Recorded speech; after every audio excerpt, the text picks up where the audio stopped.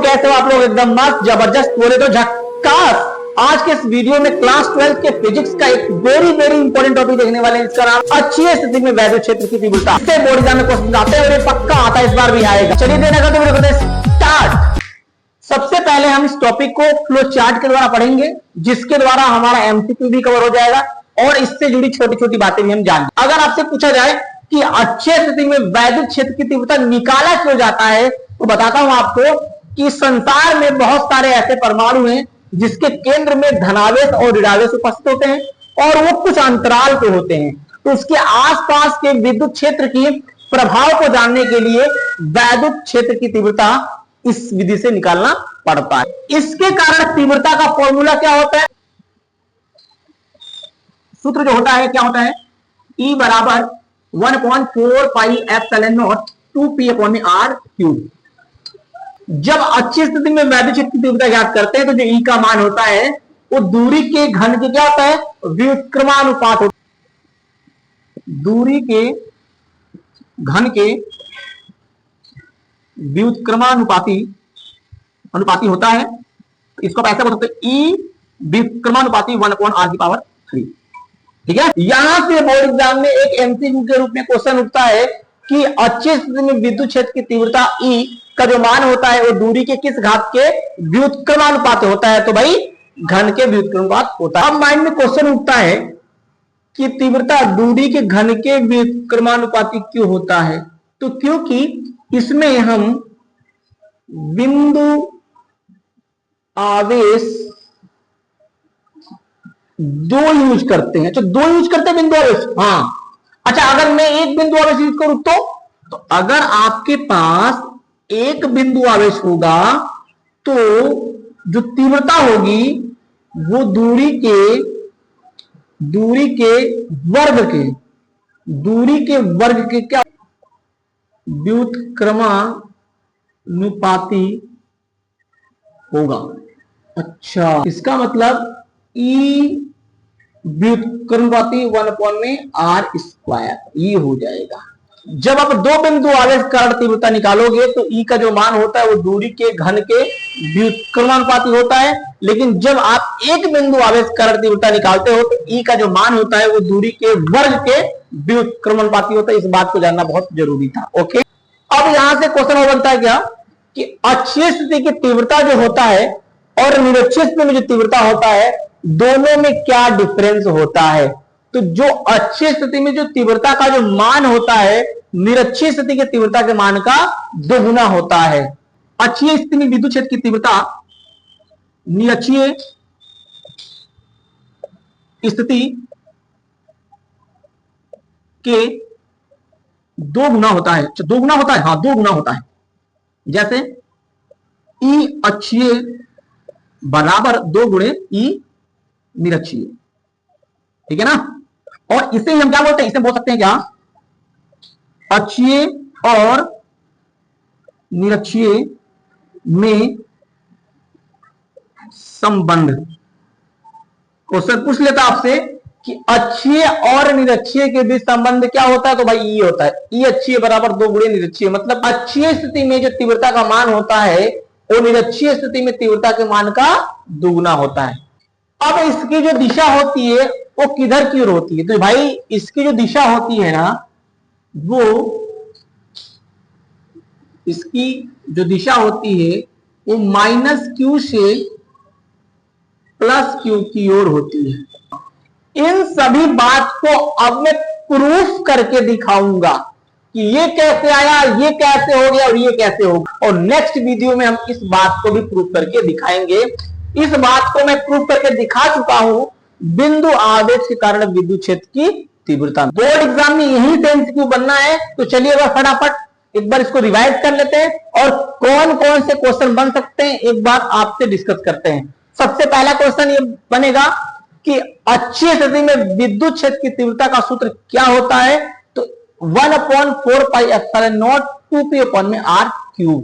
दूसरा क्वेश्चन ये उठ सकता है क्या कि अच्छी स्थिति में विद्युत क्षेत्र की तीव्रता E का जो मान होता है वो दूरी के किस घात के व्युत्क्रमानुपाती होता है? तो दूरी के घन के होता है। ओके, अगला क्वेश्चन उठ सकता है कि अच्छी स्थिति में जो तीव्रता E का जो मान होता है वो दूरी के घन के ही क्यों व्युत्क्रमानुपाती होता है, क्योंकि हम इसमें दो बिंदु आवेश यूज करते हैं। अगला क्वेश्चन हो सकता है कि एक बिंदु आवेश के कारण जब तीव्रता निकालेंगे तो उस केस में जो E का जो मान होगा वो दूरी के किस घात के व्युत्क्रमानुपाती होता है, तो वर्ग के व्युत्क्रमानुपाती होता है। अगला क्वेश्चन क्या हो सकता है कि अच्छी स्थिति में जो तीव्रता होता है वो निरक्षीय स्थिति की तीव्रता का कितना गुना होता है, तो 2 गुना होता है। अगला क्वेश्चन पूछ सकता है क्या कि अच्छी स्थिति और निरक्षीय स्थिति में संबंध क्या होता है, तो इन अक्षीय बराबर 2 गुणे निरक्षीय, मतलब अच्छी स्थिति में तीव्रता का जो मान होता है वो निरक्षीय स्थिति में तीव्रता के मान का दुगुना होता है। अगला क्वेश्चन हो सकता है कि अच्छी स्थिति में विद्युत क्षेत्र की जो तीव्रता होता है उसकी दिशा किधर होता है, तो भाई -q आवेश से +q आवेश की ओर होता है। ओके, इसको आप नोट करो। अब हम करेंगे प्रूफ, बिल्कुल इजी मेथड से। एक लाइन लिखूंगा उसका मतलब बताऊंगा, रटाऊंगा कुछ भी नहीं रटाऊंगा। ध्यान से देखो, यहां पर सबसे पहले हम मानते क्या कि हमारे पास एक वैद्युत द्विध्रुव है।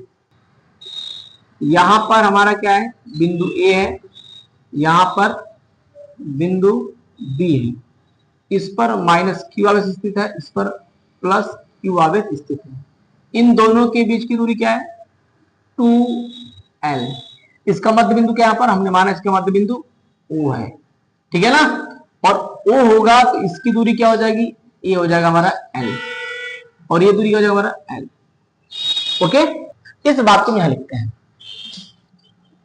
माना एक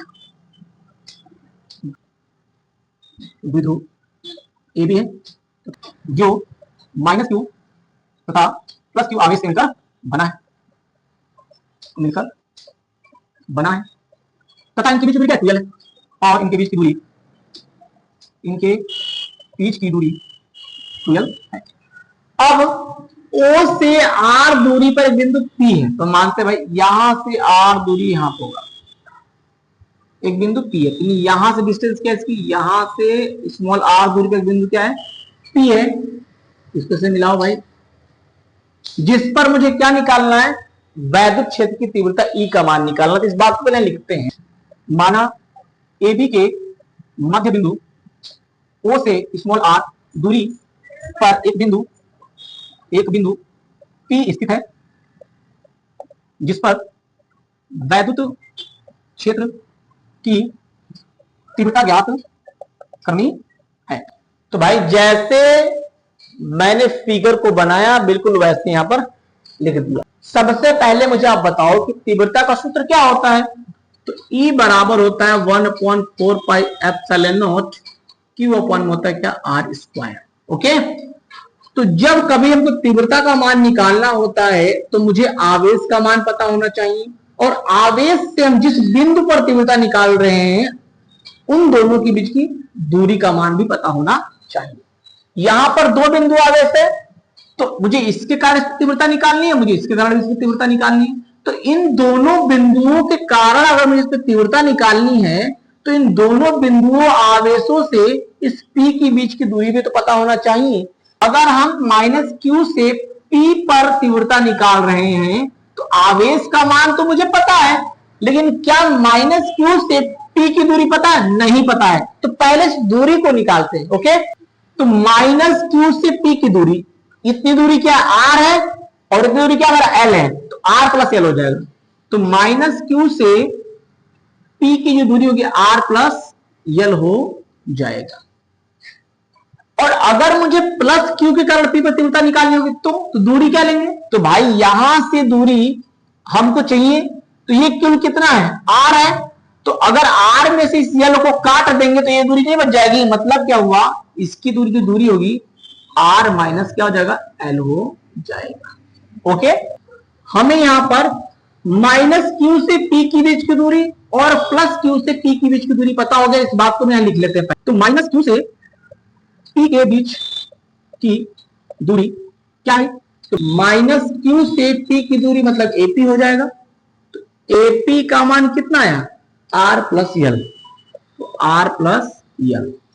अब +q से P की बीच की दूरी, +q से P के बीच की दूरी, तो बीपी बराबर आर माइनस यल,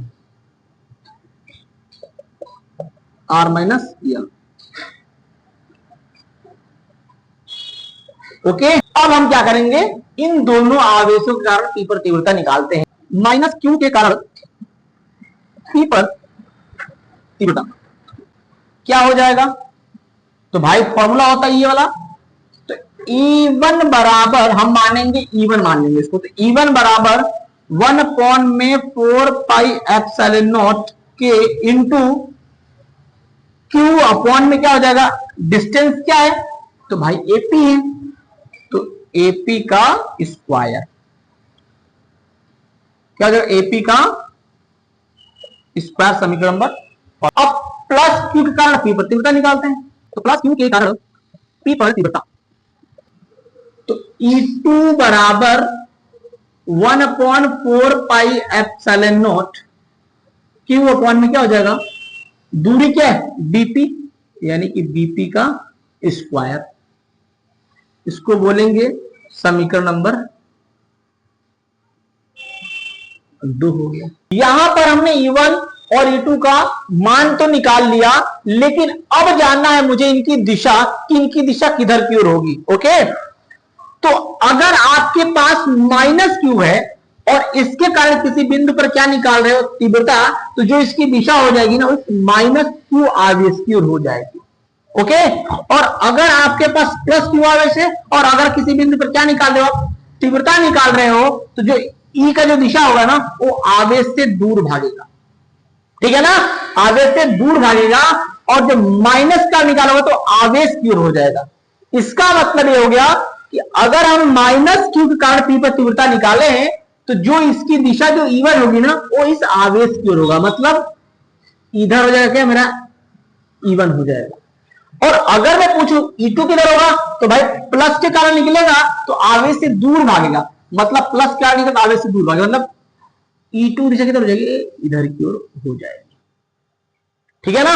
अब हम निकालेंगे परिणामी तीव्रता किस पर, पी पर, तो लिखेंगे बिंदु पी पर परिणामी तीव्रता कितना होगा, E बराबर हो जाएगा E2 प्लस माइनस का E1।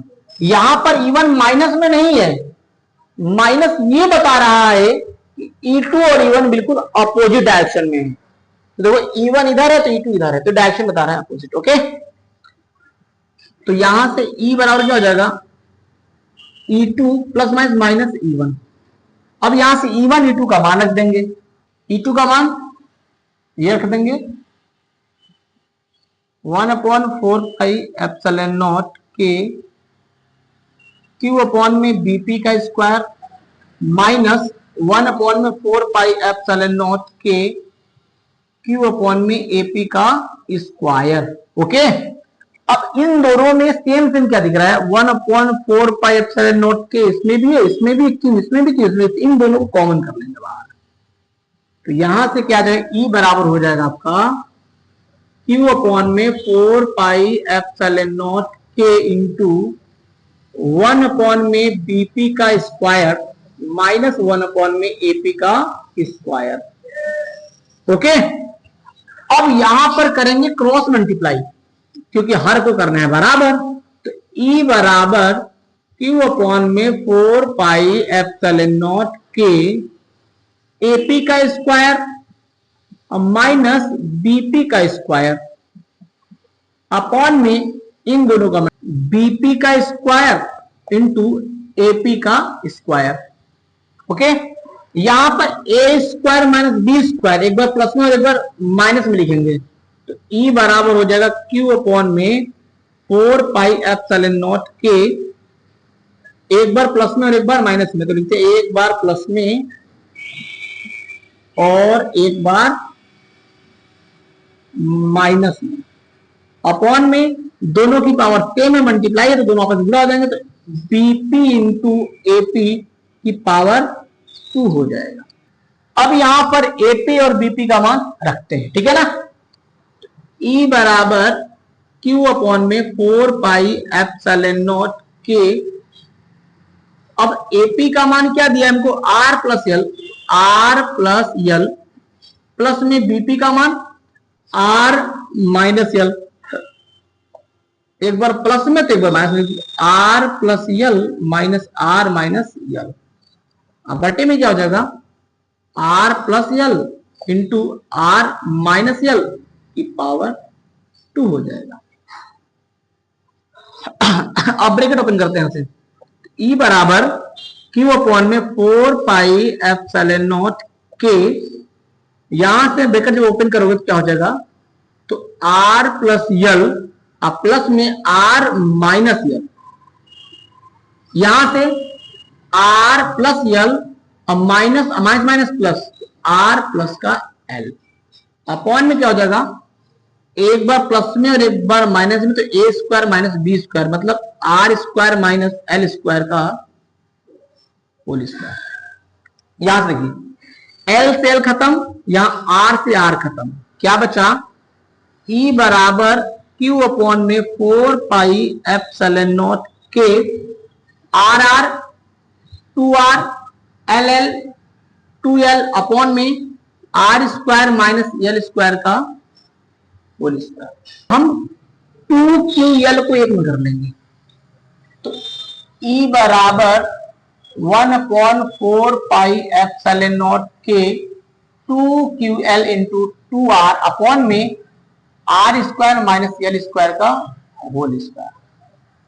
और यहां पर 2ql क्या शो करता है, वैद्युत द्विध्रुव आघूर्ण, तो लिखेंगे यदि 2ql बराबर P हो तो E बराबर हो जाएगा 1/4 पाई एप्सिलॉन नॉट के P इंटू 2r अपॉन में are square minus L square का होल स्क्वायर।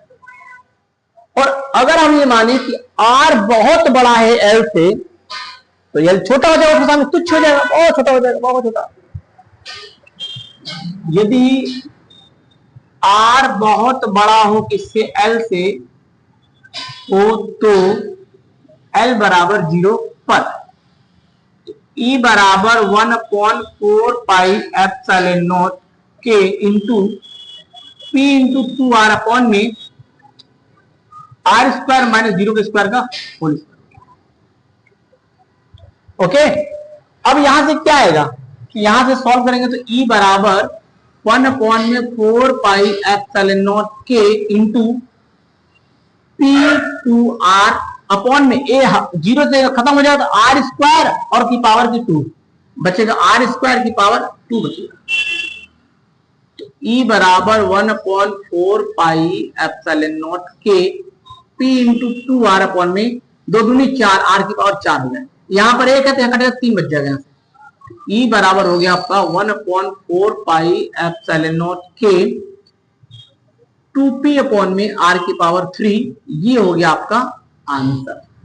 और यहां पर k है, तो k क्या है, इनके बीच का परावर्तक माध्य। अगर इस दोनों आवेश को वायु या निर्वात में रखा गया हो तो वायु तथा निर्वात के लिए k का मान क्या होता है, 1 हो जाता है। E बराबर हो जाएगा 1/4 pi epsilon not 2p upon में r की पावर, ये हो गया मेरा आंसर, ये हो गया हमारा आंसर। यहां पर हमने उस बात को प्रूफ करा दिया, यहां पर r की पावर 3 था, इस बात को मैंने प्रूफ करा दिया। ओके, तो अगले वीडियो में मिलता हूं निरक्षी स्थिति के साथ में, तब तक के लिए बाय बाय।